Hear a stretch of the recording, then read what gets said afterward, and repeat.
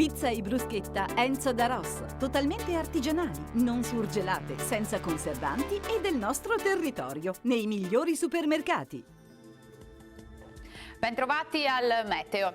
Il nostro territorio è bersagliato da un continuo andirivieni di fronti perturbati. Anche martedì 9 giugno il tempo sarà variabile. La situazione nel dettaglio.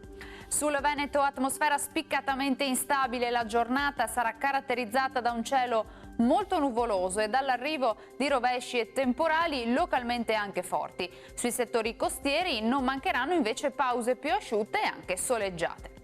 Temperature minime fino a 15 gradi, valori massimi compresi invece tra i 22 e i 26 gradi all'incirca. Condizioni di maltempo anche sul Friuli Venezia Giulia, con precipitazioni temporalesche vedete diffuse. Anche qui sulle coste saranno probabili maggiori schiarite. Temperature minime tra 13 e 17 gradi, massime tra i 23 e i 24 gradi. Uno sguardo infine alla situazione del Trentino Alto Adige, scenario decisamente simile. Come ci mostra la grafica, avremo piogge diffuse un po' su tutti i settori della regione. Temperature minime sui 13-14 gradi, massime fino a 24 gradi.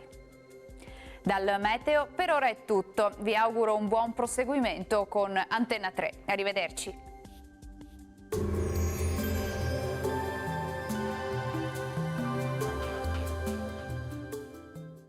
Pizza e bruschetta Enzo da Ross, totalmente artigianali, non surgelate, senza conservanti e del nostro territorio, nei migliori supermercati.